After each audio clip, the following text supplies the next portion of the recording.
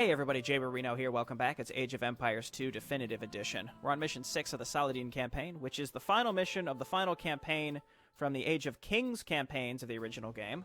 And after this, I do plan on moving on to a new real-time strategy game for a little bit. After that, we'll be coming back to Age of Empires 2 DE to play the Age of Conquerors campaigns. So that's my plan, to sort of diversify this real-time strategy time slot on Thursdays and Saturdays. I don't want to be giving up on Age of Empires 2, but I do want to diversify a little bit. So again, we'll be coming back to it for sure. A lot of people have said that this is the hardest mission in the original set of campaigns, and I have no idea what it's going to be, so let's go. The Lion and the Demon. The city of Acre. Nearly 21 years have I ridden with Saladin. When word of the Saracen victory at Jerusalem reached Europe, another crusade was launched. The kings of the three most powerful nations in Europe, England, France, and the Holy Roman Empire, embarked for the Holy Land with thousands of troops. Saladin knows that his most dangerous opponent is Richard the Lionheart of England, a brilliant tactician who learned the art of war fighting against his own father. He builds colossal fortresses and always fights in the front lines, the ideal of a heroic warrior. Richard's army has come ashore near Acre. Much of Saladin's army is trapped in the city, while two monstrous English trebuchets pound at Acre's walls. If Richard can defeat our army here, he can walk into Jerusalem unopposed.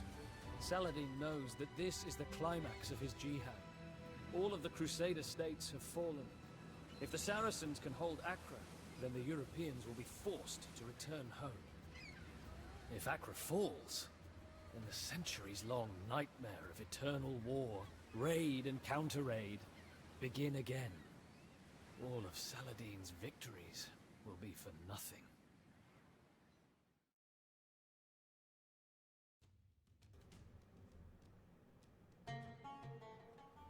Construct and defend a wonder.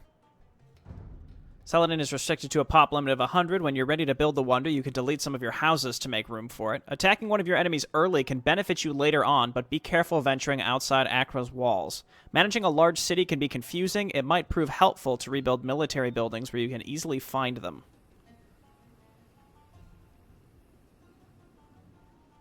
I have a surprise for everybody, but let's read the scouting information first, and then I can share with you some fun tidbit about something that's happened. Saladin controls Acre, a well-fortified city on the coast, which is currently surrounded by the Crusader armies. The Genoese, Franks, and the Knights Templar camp to the north. The Genoese will construct warships, while the Franks will train knights, hand cannoneers, and bombard cannons. The Knights Templar will send in Teutonic knights and rams. To the east, Richard the Lionheart and Jerusalem have taken their positions. The English will, for the most part, rely on their feared longbowmen, while Jerusalem will send light cavalry and swordsmen into battle. So, me, Jay Barino, who you're hearing right now, I am from the future. Let us show the infidel dogs of the West a sight the likes of which no son of Europe has ever seen. We shoot to kill. I am here from the future to keep you company, because I have completed this mission. It was a challenge, and I muted myself during the briefing to get some water. And then I never unmuted myself until the very end. So, I'm not going to scrap this footage. You could see that the video is about an hour long. I did not build a wonder. I didn't build a wonder. So, that I felt like to beat the mission without building the wonder was fun and challenging. I wasn't going to scrap the recording and then, like, pretend like I didn't know how to play the map. I wanted to keep my original footage of me, like, fumbling through this mission. So I'll be here to keep you company. The commentary won't be as active, and I wish my original commentary was there because this was a blast of a mission to play. But I nailed it. So basically what I did here was I was taking stock of what was in the city. I wanted to see what was available to me. Had to get some food income going right away, and then I was realizing, like, hey, I got a lot of units here. Maybe I'll just go ahead and poke out and see what we can do. But, again, for the most part, I'll probably just sit back and let the video play out. and I was just like looking at what was required in order to actually like go and do something. I realized like I've got a big army. Why don't we build some trebuchets and then just like take this group and go and do it? And if it doesn't work, then I'll just restart. Because, you know, especially with the last few missions, I tried being aggressive early just to kind of see what would happen. Well, actually, we didn't really in the Jihad mission, did we? But in the Siege of Jerusalem mission, we were very aggressive. You can see I deleted my mining camp and made another TC. I just complained about this in my Discord, and someone just said, do a voiceover. And I'm like, that's what I'm doing now. Good idea. We're on the same wavelength. Doing that at this very moment, actually. You're going to be in the commentary. Smiley face.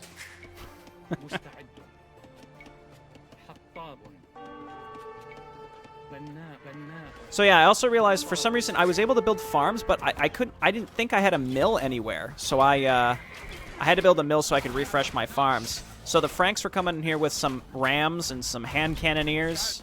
I guess I can be a little more observant about what's going on. This is going to be like me from your perspective, watching myself. Jay Bruno reacts to his own videos. So now when everyone's like, Jay Bruno, you need to be doing this, it's obvious. I can see the patterns in the attack waves, and you can't. So now I can be you, and I can understand your frustration. Maybe it'll be a good learning experience for me. I just can't believe I just can't believe myself. Anyway, trying to poke out. And I think once we get towards the middle of this video, I'm just probably just going to shut up and just let the recording go. And go and, like, do something else while it runs through the remainder of the video. I guess I could make a separate, like, audio stream for recording, but typically my video and audio recording streams are together in my encoder. So again, like, yeah, if I mute myself, you know, I'm actually just, like, watching my own video back and recording that footage as opposed to doing it a different way.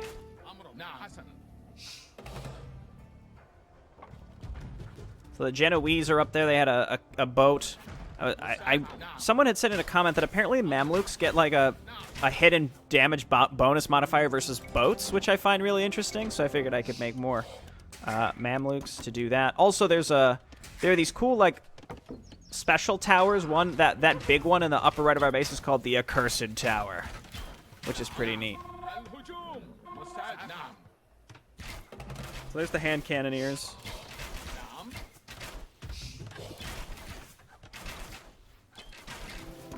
And again, I've just figured, like, yeah, I'll give this a shot. Like, why not? Because I'm not a coward. And, again, if I start a mission with, like, that many units, I'm going to try to do something with them. It's the missions where you don't start with a lot where I'm a little more hesitant. Or, like, when you're in the feudal age or something. I'm probably not going to take my skirmishers and spearmen out to try to, like, attack bases. But if I start with, like, a big army of specialized units, and all I need to do is make some trebuchets, then, like, heck yeah, I'm gonna move out and try to destroy a base.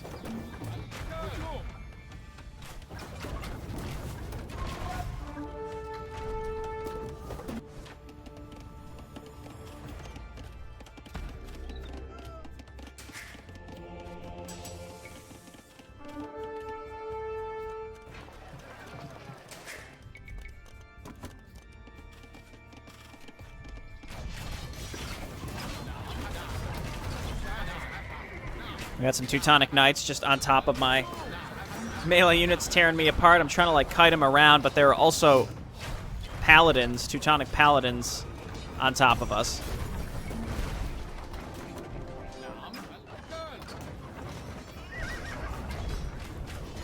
And, yeah, unfortunately, my Mamluks are going to get roasted by even just, like, 1 or 2 Teutonic Knights. And all my range units are now dead, so that guy's just going to go hog wild and roast my whole army.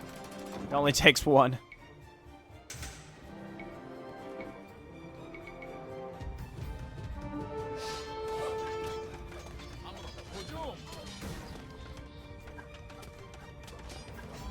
So it's around this point I realized, like, alright, this is a failed attempt. But we learned a lot. We learned a lot. Restart. But on maps like this, it's also, again, having the knowledge of, like, You know, where your workers went. Like, you can save so much time in the beginning knowing, like, okay, this is the amount of workers that I have that I can account for. This is what I'm going to do with them. Here's how I need to start macroing. I feel like getting faster at early macro in Age of Empires is the next, like, really big step that I can make. Like, I think I've gotten a little better at microing. I'm going to be able... I will eventually get better at it. But in terms of, like, where I can make the biggest strides... Number one, microing to make sure onagers don't kill entire groups of my army, which certainly happen a lot on this map where Jerusalem sends, like, 4 or 5 onagers at once. But that's neither here nor there. We'll see that later. Is really just getting better at early macro, again, like this. Like, building that second TC, booming workers, and doing so in a balanced way such that we don't die. Some maps are very forgiving and expect you to boom, and some maps you just get roasted right away. Like, it was like the Horns of Hatton, for example, where like 6 or 7 cavaliers come in with a hero, and if you tried to boom, you'd be totally screwed. So it's just, you know, you just couldn't know. There's no way you could know. But anyway, just having that early knowledge of exactly how your base is laid out and where's the best spot to make the second TC, and, you know, what tech is available to you and all that kind of shit helps immensely. So that's how I feel like this attempt, the beginning, goes a lot better, and that way I can focus on my units a lot more so that I can keep my range units alive to kill Teutonic Knights.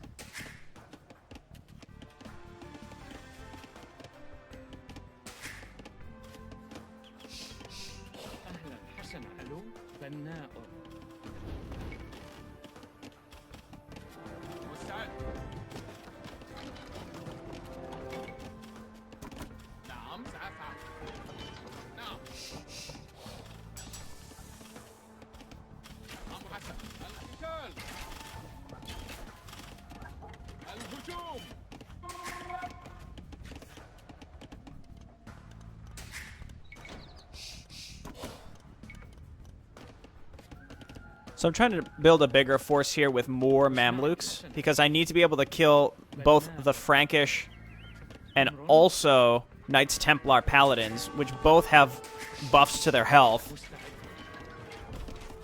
more effectively. So more Mamluks will help with that, and then that way our range unit can stay alive to kill the Teutonic Knights. That's the plan, at least.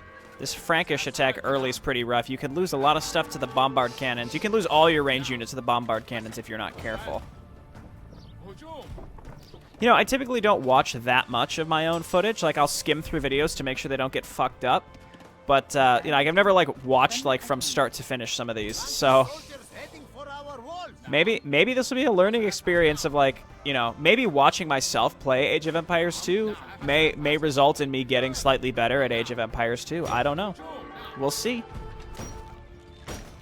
I do suspect, though, about, you know, 50% through this video, future me, current me, who's talking right now, is just, I mean, there's not going to be much to say, because it does get pretty tough, but also kind of repetitive in what was necessary. And that's one of those things where, like, in retrospect, I may have realized what I needed to do to make a more decisive attack against some of the final, like, late-game AI, but instead I just, you know, it took a while. It's a hard map, but it's fun. This is a fun one.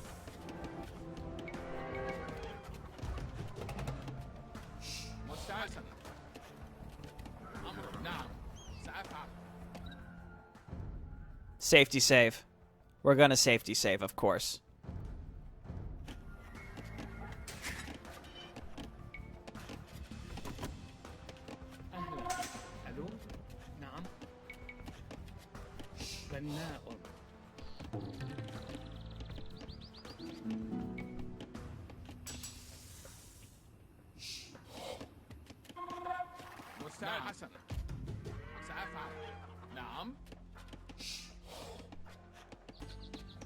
نعم صحيح بناءة حطابة مستعد نعم سأفعل حسن مستعد سأفعل نعم. That's right, don't kill all your own stuff with onagers, Jaberino. Good work.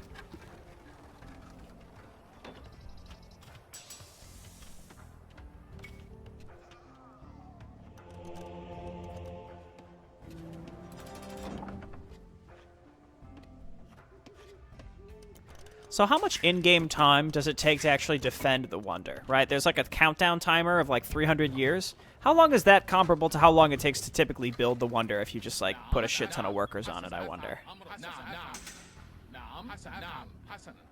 Because like, again, this video was an hour. I did restart it, and there's obviously the intro. So I wonder, like, in terms of in-game time, how much faster or slower it would be to just legit build the Wonder and defend it. But, again, this is one where, like, I feel like this is... I don't know if I can ever go back. Like, you kill all the AI or bust. I'm not going to build a Wonder. If I were to ever come back and try this again, even on hard, I'm going to kill all the AI. I think, like, it actively makes the mission easier. Even though it might take longer, just by taking out several AI, especially early on, like, it's going to make the rest of the map so much easier. But your main opponents are meant to be Richard the Lionheart and Jerusalem. Like, without a doubt. Those are supposed to be who your main opponents are going to be. But, you know, leaving the Franks and the Knights Templar and the Genoese alive is just going to make things more irritating, if anything. But I think they're meant to be, you know, less problematic as compared to the other two main antagonists. But I wouldn't know, because I end up killing the first three really fast here. Those poor onagers. I sent them over there to kill the ships.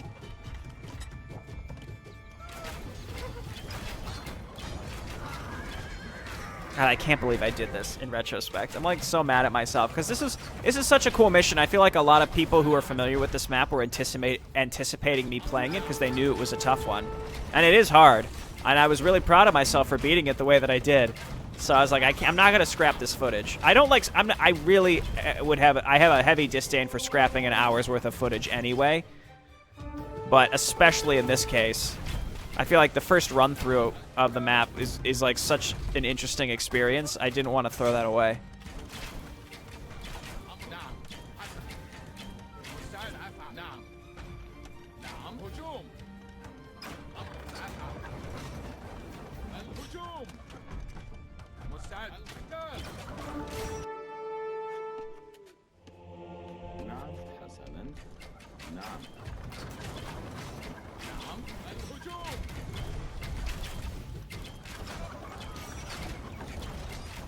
So we've broken through the outermost Frankish defenses, and we're taking out their TC. So what I found is, like, based on the scouting report, if it says the Franks make bombard cannons, the Franks make, what are they called? Hand cannoneers. Basically, I feel like it. You know, you can see what composition the enemy makes. Like, if the Franks don't make any barracks units, but they have a barracks, there's no point in destroying their barracks, if that makes sense. You only need to destroy the buildings where they're actually making units that they put into their attack waves. So, like, if we can kill Yellow's castle, and we can kill Yellow's siege workshops, they pretty much only make and their stables. They pretty much only make Teutonic Knights, Paladins, and Rams. So, if we can destroy castles, stables... really, those two are the main ones. I'm not, you know, the Rams are not that big of a deal. Then it's fine. And, like, the Genoese, I think, only attack you with boats. So it's like, if you kill their shipyards, then that's it. The yellow castle's a little scary because it has crenellation. So you just have to, like, we're, like, even with these trebuchets, we're, like, barely outside of their range to get hit. So, trying to get in here to kill some of these workers. I know on this map you don't start with a monastery, so I tried to build one quickly, because just having a couple monks for that sustainability is huge.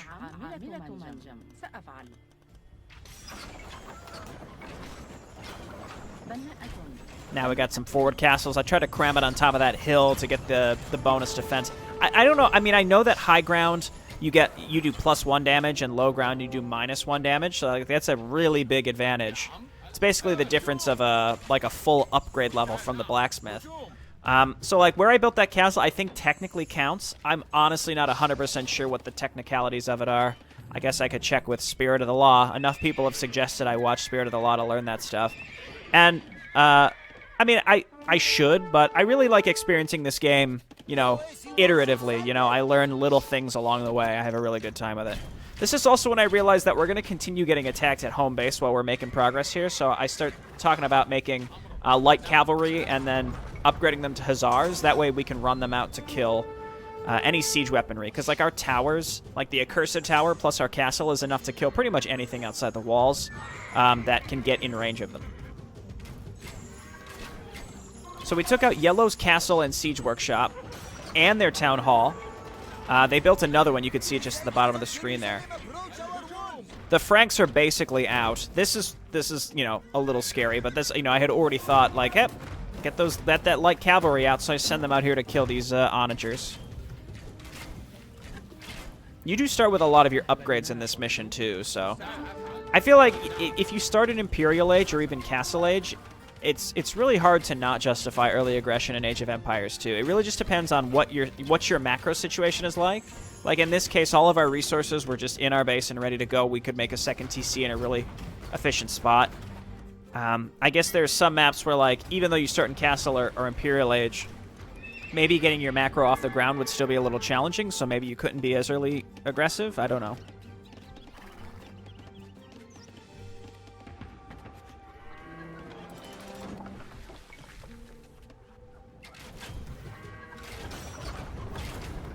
But, you know, not moving forward as aggressively as I should have been here. Again, I got a little distracted. We got some rams coming in on top of our newly built castle.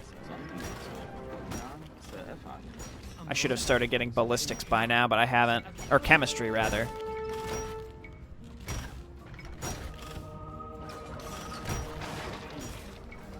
I probably should have just went ahead and got that TC instead. But that's fine. So yeah, I should have been moving my trebuchets up a lot earlier than this.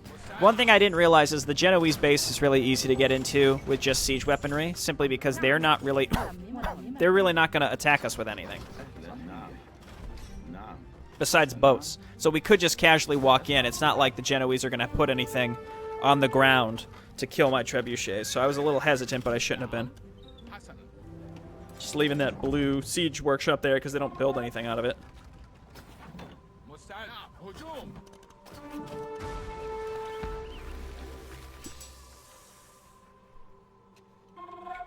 Yep, get that bracer. Finish up my ranged. Still some of these cav archers alive. I don't know. I'm not a big fan of cav archers. I feel like they're probably a lot more powerful in PvP, but with the animation delay, I feel like I would probably just do better with just arbalists. Arbalisters, in my opinion. I don't know. Maybe I'm way off with that opinion. Again, I'm relatively new with this game. Like, I'm making my way through the single-player campaigns, but if I want a solid ranged option to just nail infantry and even cavalry, I'd probably just go with arbalisters rather than heavy. The difference, though, is heavy cav archers do get Parthian tactics, which gives them like an extra blacksmith level of armor's worth of survivability, which is pretty big. But I think they shoot a lot slower, again, just because of the attack animation delay, which seems pretty important. Versus, like, Mangudai, for example, which don't have that. Again, and I'm basically just regurgitating a lot of the stuff I've learned from commenters. Just to make it clear, like, I read that stuff, which is, I think, one of the reasons why I've gotten a lot better at this game as fast as I have. Like, to be...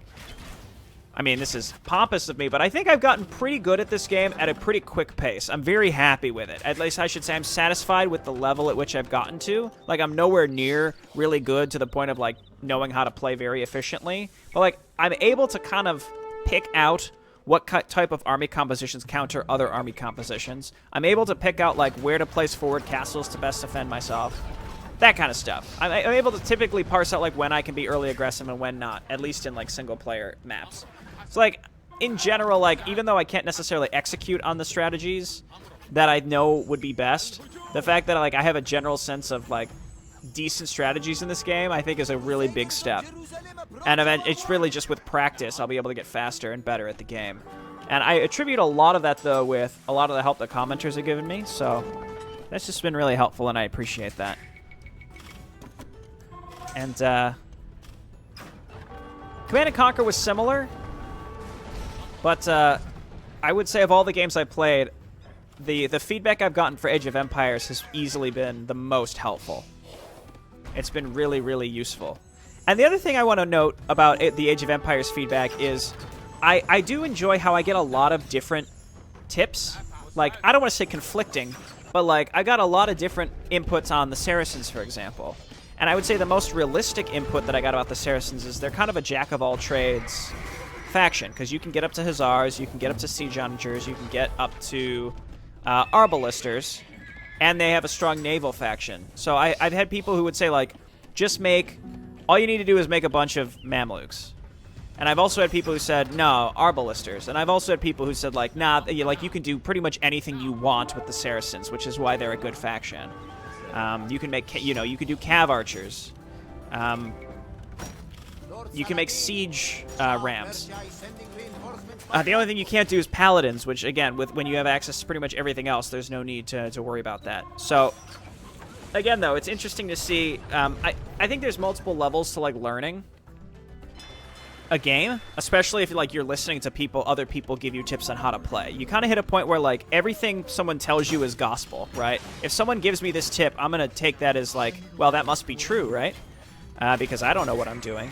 And now I think I'm kind of at the point where I'm still inclined to believe everything that people tell me is being the best possible option, but I'm starting to realize, this is stage 2 of that, learning phase. I'm starting to realize that maybe not everything everyone tells me is necessarily the best way to play, but it is a way that they've won in the past. So again, I'm not saying like, oh, don't trust what people say, but what I'm saying is like, I'm getting comfortable enough with the game to be a little more confident with my own readings of certain situations, as opposed to just leaning on, what someone would tell me to do necessarily.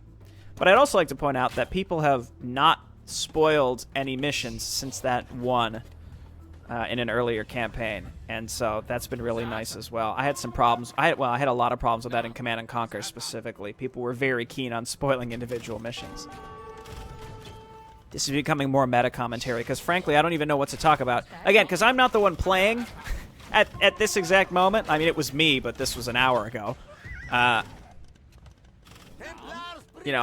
don't even remember what I was thinking, but I think I was feeling pretty comfortable, like, oh, these asshole, yellow faction, they're resetting up their base, so we gotta take this up and clean them up. I wish I would have cleaned up Genoese from right now, and gotten them to just straight up resign, because they actually rebuild and become a mild irritant. Like, nothing that could have possibly caused me to lose, but they're, like, mildly irritating moving forward. If I would have just killed them completely, that would have been nice. The Persian Shah sent us some elephants. That's one thing I just talked right through. He sent a little boat with 5 elephants, and those are real beefy, and none of the factions that are left that we're facing have a really good counter to those. But they have so much HP, it's lovely.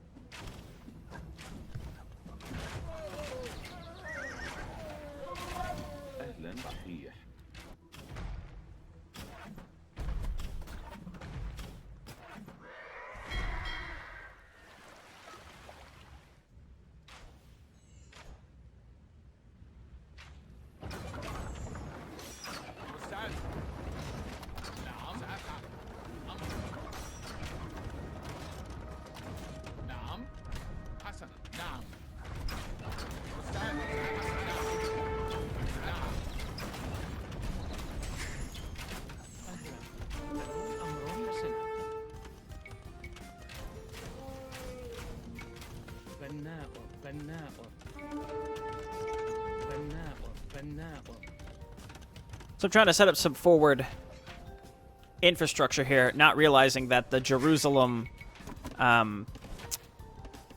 onagers that came in just completely nuked my wood harvesting, so I have to set up some forward wood harvesting.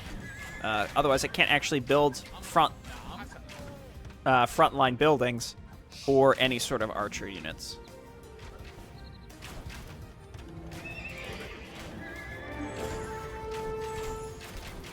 I imagine that if I would have just built the Wonder in the first place, we'd be done by now. The major challenge here is the fact that the, Richard the Lionheart and Jerusalem send these, like, Mondo waves of trebuchets and onagers at you. And then you're going to be getting pecked away at, getting pecked away at by these longbowmen. So it's really hard to, like, leave your walls, even with Hussars, because the longbowmen. And then just, like, trying to run on top of this huge amount of trebuchets and onagers. But, I don't know. I could survive against these waves pretty well, pretty easily with just the Hussars, so it makes me wonder if maybe the holdout... I don't know. I'm of two minds. I haven't tried it just strictly holdout yet, but I just think like, well, if you harvest enough stone, you can like castle spam a little bit to absorb some of these trebuchets, and you get the hussars out there, then it's fine. You know, I don't know. Maybe I'm way off. We also, I mean, we had access. We gain access to way more resources by moving out, so we get way more gold. For example, if we, you know, if we wouldn't have left. Trying to set up these new walls. I think I met. It's like if you queue up multiple buildings and then I also queued up a repair. He doesn't. I don't think that guy ends up finishing all the walls. He builds one of the walls and then goes to repair, which is not what I wanted. Also, the repair function that workers have in Age of Empires in general is, it's not really that useful. It's probably better to, like, if it's on a, you know, smaller scale map and you really need to keep your siege weaponry alive, then repair that. But repairing buildings is incredibly slow. Even if you're mass repairing, it's incredibly slow and expensive.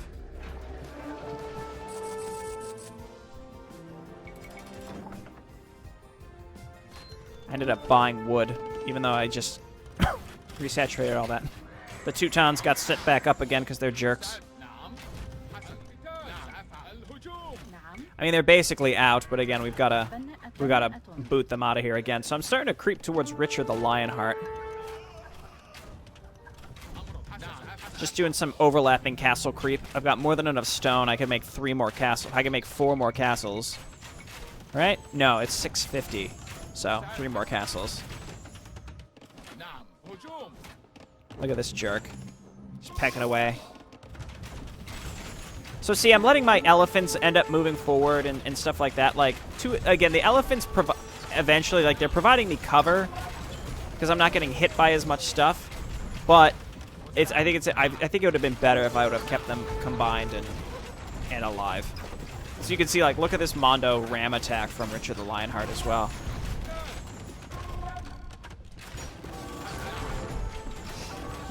And they're gonna, I think they get this castle. But we had set up another one, so it's fine. I tried to build some skirmishers. I have elite skirmishers here to maybe get some of these longbowmen, but in retrospect, I just feel like when you're capped at 100 pop limit, it's silly. I think that's just a silly choice. Like, I understand they counter the longbowmen, but they can do virtually nothing else. We have better options, I think.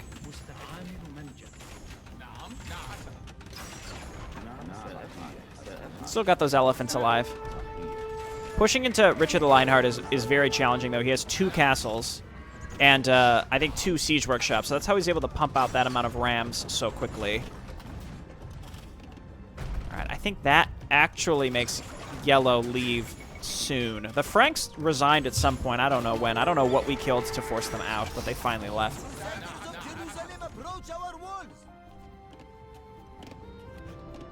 I'm not sure, actually, in retrospect, if maybe I had too many workers on food or something. Like, I have a ton of idle workers right now. I think I end up transferring those.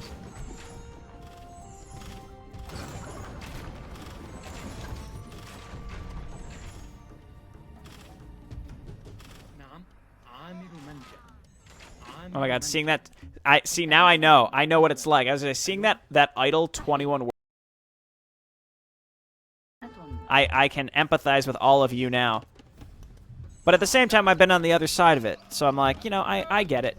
At this point, I didn't know what was going on. Like, playing these blinds, at every moment, even though it seems like I'm not, you know, I'm doing pretty well, every moment is a fresh, new experience where, like, I'm like, oh god, what do I do? Am I doing the right thing? What do I need to focus on? And I'm constantly, like, reprioritizing in my mind what I need to be, you know, thinking about at that moment.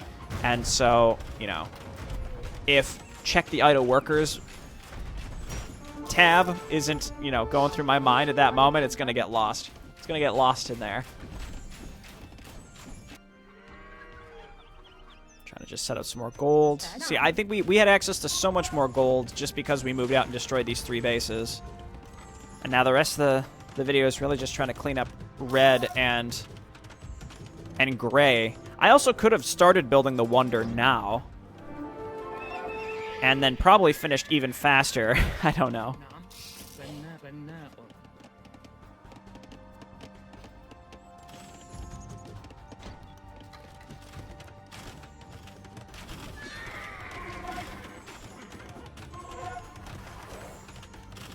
Just sort of consolidating my forces. I'm starting to do like a mix of Hussars to chase down the longbowmen, and also Hussars. I think light cavalry do bonus damage to siege weaponry that like normal knights don't do. Or maybe they do, but the Hussars are faster.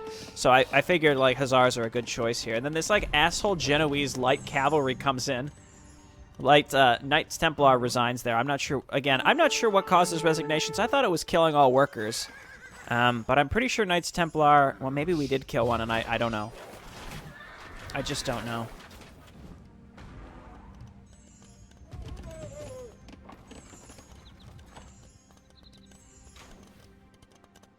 أمر سأفعل. حسنا. حطابة. It's interesting, too. Like, of all... You face so many enemies here... Excuse me, but I actually kind of feel like siege onagers aren't as useful. And that's mostly because you don't see, like, lots of infantry or archer spam here. Like, I mean, Red makes a bunch of longbowmen, but in general, like, you don't see, like, the skirmisher balls in general. So, I don't know. That's usually where I see, like, mangonels or siege onagers being really good. Or, like, against, well, on paper, they're not good against big clumps of cavalry, but they could be. I don't know. I haven't gotten to that point yet of being able to, like, micro my ground attacks with my siege onagers. But those are, as far as I can tell, siege onagers are some of the best units in the game. I've learned to fear siege onagers just because I know they can just wipe out so much supply in one shot. So yeah, now like I'm maxed out. I really should be moving in and trying to like just attack red, but Cyan's getting on my nerves. I need to secure my lumber income, I guess. Now I have way too many workers on lumber. I should be deleting. Like I have 63 workers. That's way too many workers for this point, I think. For like the downhill trend. Look at how many resources we have. We don't need 63 workers. I should be deleting workers at this point. Making a larger army so that we can actually kill red. I think I'm actively handicapping myself. So yeah, this is a situation where I think watching myself in retrospect, I can learn a lot. Because I can think more about... I can think more about like what I should, actually be thinking about at this stage in the future. Like when I get to this point at like the 45 in-game minute mark, the in-game timer's faster than normal time. But like the 45 in-game, if I'm getting to this point, I'm at Imperial Age and I've got pretty tough remaining opponents. Look at my worker count and think about just deleting some of them.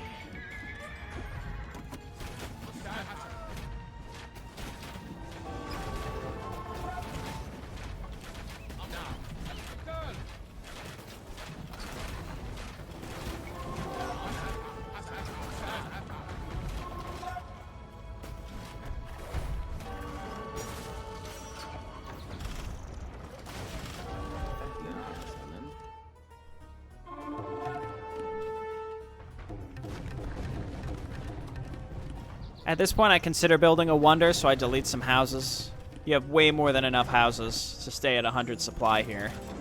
But I don't think I ever actually placed the wonder.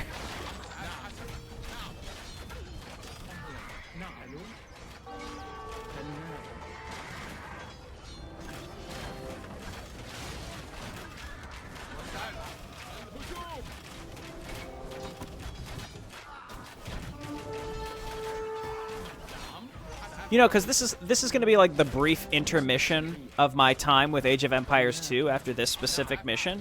Maybe I could do a bit of a wrap up. You know how like every time I finished a Command and Conquer campaign or something, I would talk about my thoughts on the general game. And like I've grown to really like Age of Empires. It is very chaotic. The game is somehow both incredibly slow and incredibly fast. I don't know how to describe it. Because there are 4 resources instead of just a typical 2 that I'm used to, or even 1 like in Command and Conquer. It feels very slow to get started. Like to get through Feudal Age and then into Castle and then into Imperial can seem very slow, but like battles, for example, are incredibly fast. Your units are very slippery to control. I find that tight control in real-time strategy is rare to find. Like, for example, in Command & Conquer, your units are very clunky and sluggish, Whereas your units here, I think, are very slippery, like the opposite. It's very easy to have units end up like just like randomly ending up in random parts of the map because of the different stances you can have them on. And also, because I play zoomed out, it's surprisingly difficult to select individual units. But the one thing that I've noticed with Age of Empires, I think, is that I don't know if this is a positive or a negative or just an observation. At this point, I'd say it's just an observation. I think that the importance of castles is like, well, okay, I guess this is a negative in the sense that, though I'm going to frame this, the importance of castles is way too high relative to basically every other mechanic in the game. In fact, I think one of the most interesting maps was the one in this Saladin campaign where you couldn't get to Castle Age. Or it wasn't that you couldn't get to Castle Age, it's that there was no stone on the map, so you couldn't build any stone structures. Walls and castles, I think, are so core to this game that a castle negates virtually everything except trebuchets and rams. And walls can kind of negate rams in a way, as long as you get some extra units. Like, the countering system is really important in this game. But, like, if you think to StarCraft, for example, you can build enough of any individual unit and basically win any encounter. Whereas in Age of Empires 2, you pretty much need some sort of siege weaponry. You need rams, you need onagers, or you need trebuchets to, like, take out a garrison town hall. So they have very, very strong defensive bonuses. That's not a negative, that's just an observation. But the placement of castles, I'm talking about single player only, but I'm sure this to some degree affects multiplayer in some way that I just can't articulate. You know, when, like, how fast you can build your castles and where. Like, very specifically where. Like, in these single player missions, in many cases, you only have a certain amount of stone to build, like, maybe 2 castles. Or you can trade for it, I guess. But the point is, you know, where you place that castle, if you place it like 2 tiles too far to the left and you can't hit, you know, where the enemies happen to be, like, streaming in from, you might as well just, like, restart or something, or load a save, because, you know, you can't build a new castle. By the way, you can see how I am mass repairing this castle with, like, 6 or 7 workers. It's, like, nowhere near enough. I think Richard had some heroic catapults in here. I don't know if they're already dead or not. I think they're already dead. But they killed him at some point. But he's got these 2, like, huge trebuchets that were apparently used in, like, the actual siege of Acre.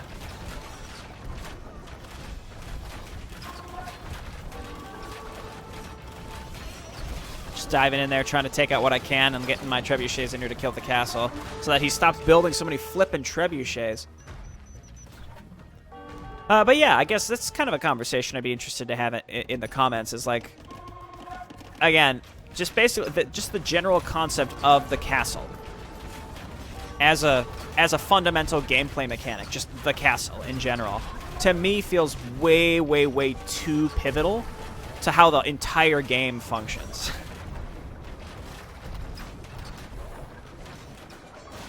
And in many cases, I found myself, like, feeling like, oh, just rush to Castle Age and get a castle, and then we can basically breathe. Like, once you get to that point, you can take a deep breath, and you're like, okay, well, I guess I can, you know, do whatever I need to do to win now, because I can just sit on my castle, and it's going to be fine. And I can build my super cheap light cavalry to kill rams that they send at it, and, you know, we've won. Right? And we had some castles that were destroyed in this campaign, so not just this campaign, but some of the other campaigns we played. So I guess that's something where they do, you know, provide a challenge in that way, where, like, your castle isn't just, like, invincible, of course, but if you play even remotely smart with, like, inching forward with castles, though, you just have, like, invulnerable frontline defense. You can cut off enemy attack waves and stuff like that. I don't know. I think there's, like, too much of a defender's advantage in this game.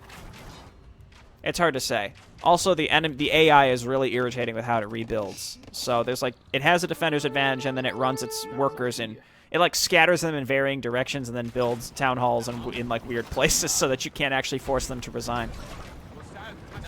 Until you can buy the you know, the spies, treason upgrade. Which, this is the one mission that I actually do get it in of all the Age of Kings campaigns that I've played.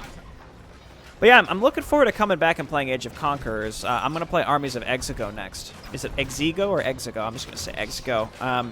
that's going to be my next game. We're going to play Armies of Exego, and then we're going to come back and play some more Age of Kings, or I'm not sorry, Age of Empires 2 campaigns, specifically the Age of Conquerors campaigns. And maybe more, I don't know.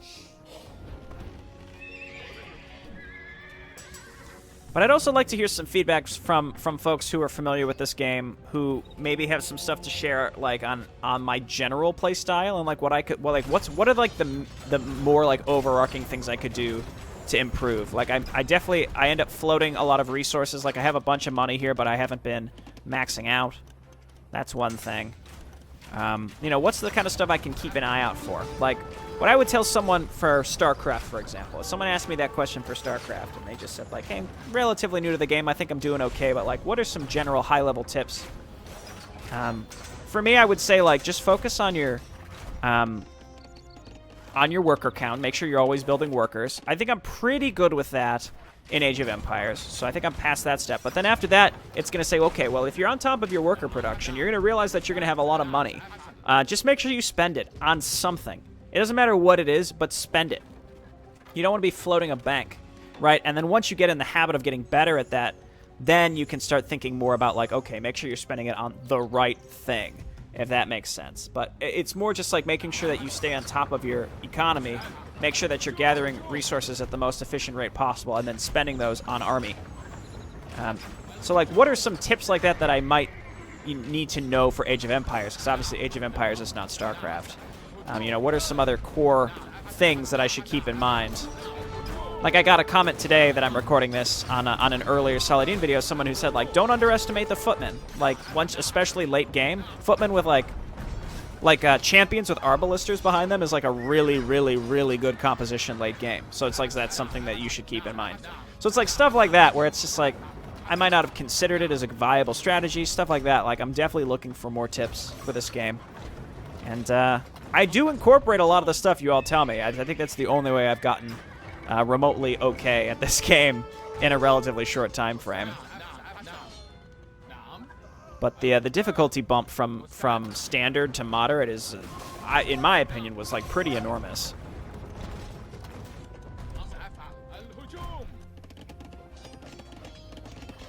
So I guess it's kind of comparable from going from like normal to hard in the Warcraft 3 difficulties. Like normal to hard in Warcraft 3 was a pretty significant bump. That was a noticeable bump. And StarCraft didn't have varying difficulties. StarCraft 2 difficulties, I guess the game speed was really like a big difference for the StarCraft 2 difficulties and like frequency of attack and stuff. I don't know. I'm curious also, like, what do people think about the difference in difficulties going from standard to moderate versus moderate to hard? Which ones, you know, are they about the same?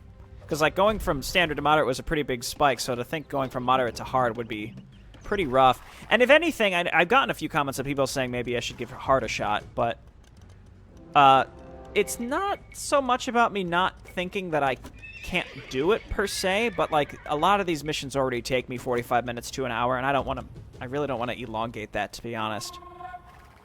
I think moderate, especially, you know, for playing them the first time, it's reasonable. But if we were to bump it up to hard, I could go back and maybe play missions that I've already beaten on hard. That would be fun to do on stream one day.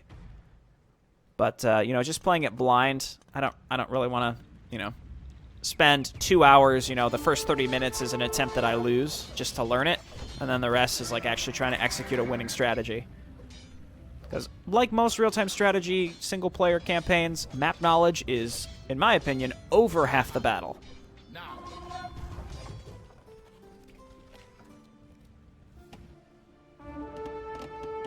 Genoese still causing me just a myriad of minor issues on the other side of the map. But thank you for attending my TED Talk. We've taken out Red. Red is left. And we're just basically trying to get to Jerusalem. And I really wish my original commentary made it through here. It was a good one. I mean, again, just because I was like out for blood on this one. I was really excited to actually kill these AI. I guess it's really one thing that I really need to learn how to do is like, how do I get better at cleanup? I gotta be able to get better at cleanup. Like, I feel like once I beat Richard, I should have been done. But again, just the generalized cleanup of like chasing down workers, you know, making sure that the Genoese, the Knights Templar, and the Franks all resigned.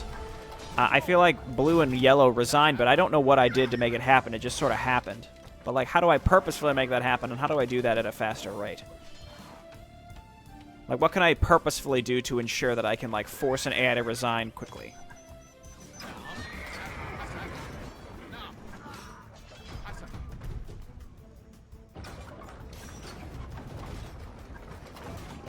And yes, I realize that, you know, your army moves at the speed of the slowest unit. I recognize that. And many times I kind of prefer it because I don't want it, like, I don't want my melee units getting up to the front and then running into a castle before my siege weapons are even close. But in that case, yeah, I know that that's what happens. It's just sometimes I just click it mindlessly. So I'll either select my siege weapons and right-click them somewhere else to like remove them from the moving group, or I can do that with the melee units as well.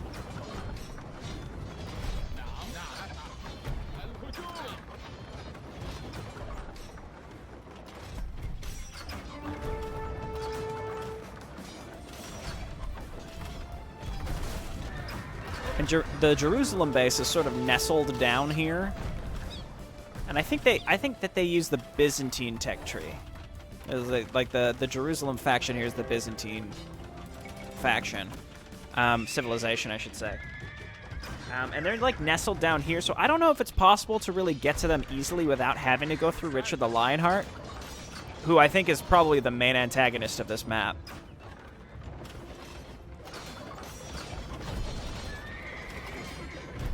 So I think the gray attack waves pose the biggest challenge to your base, and Richard the Lionheart runs like really solid interference for them. So I couldn't imagine what this would be like if like Cyan was still alive, hitting you with boats from different directions, and then you got Frankish and Knights Templar Paladins and Teutonic Knights like able to kill all your melee units so that they can't get on top of the gray trebuchets. Like, that must be a pretty challenging holdout. But we circumvented that, didn't we? As you can see, I'm eyeing the spy upgrade. Are they Saracen Guard?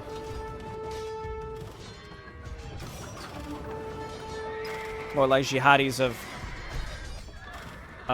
Acre are approaching the Jerusalem outpost walls.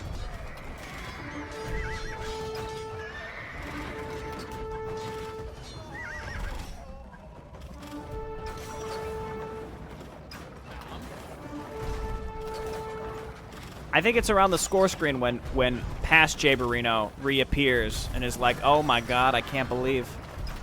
Yeah, I'll let him close out the video when the time comes.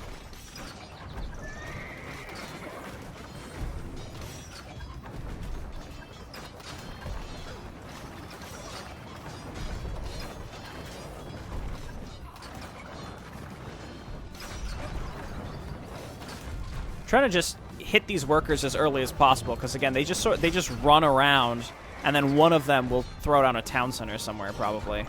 Such a pain in the ass.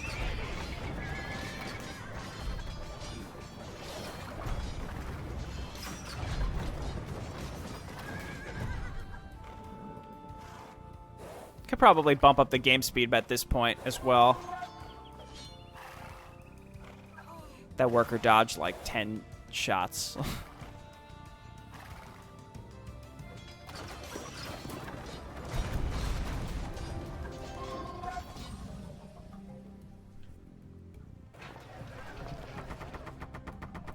I think I could afford to be more aggressive with the market. I mean, I know I can shift click it as well to sell things faster, but and this treason spies ability is really nice just because it reveals the whole map straight up, so you can find stuff, but still, the minimap can be a little hard to read with the way that the economy colors versus the faction colors work. I'm sure I could change some settings to make that a little bit better. And there are mods that make the minimap bigger too. I should check those out.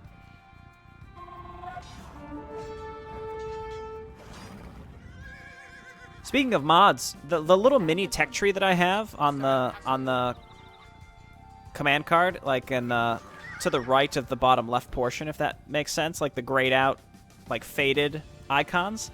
When I started playing, I did not understand that at all. Like, I understood what it was providing me, but I didn't know what any of them meant. Now I actually recognize pretty much what all of it means. Like, the things I tend to look for, like, are arbalisters available? Are hand cannoneers available? Is thumbring available? Is fletching available?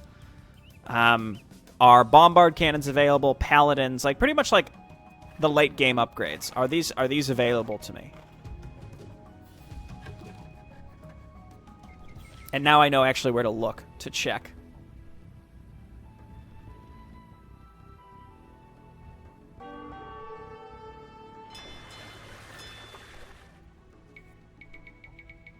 Genoese warship sighted!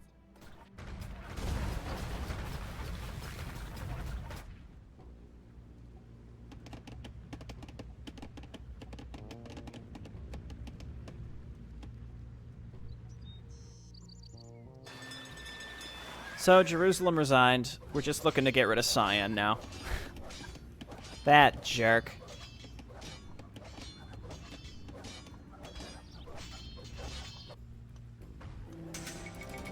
So I think this is another example where I just, like, I couldn't find if they had any remaining workers, and I just assumed it was the fishing ships. I couldn't tell if, like, did they have fishing ships somewhere? Like, do those count as workers? But I don't think so.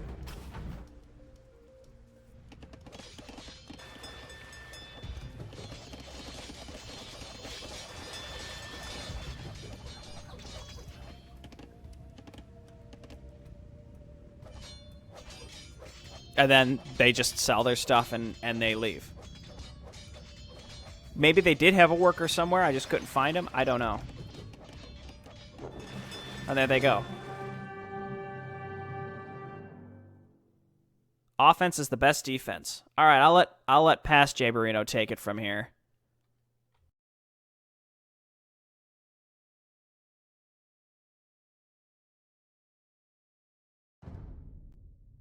The first year of my freedom.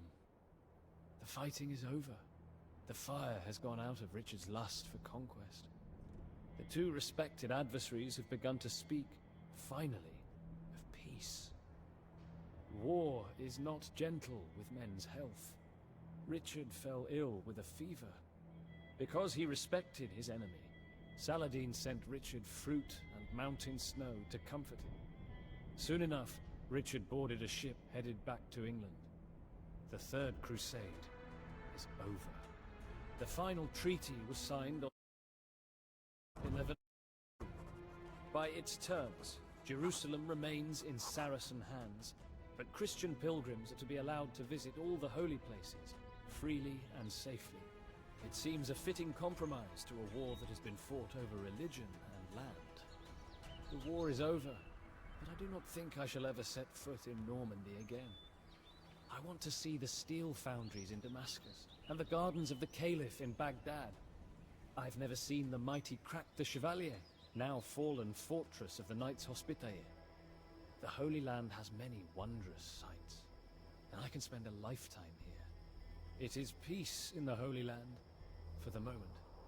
Sadly, in a land so small, home to so many different cultures, birthplace of three of the world's great religions, I suspect that blood may one day stain the sand again. I have been muted the whole time.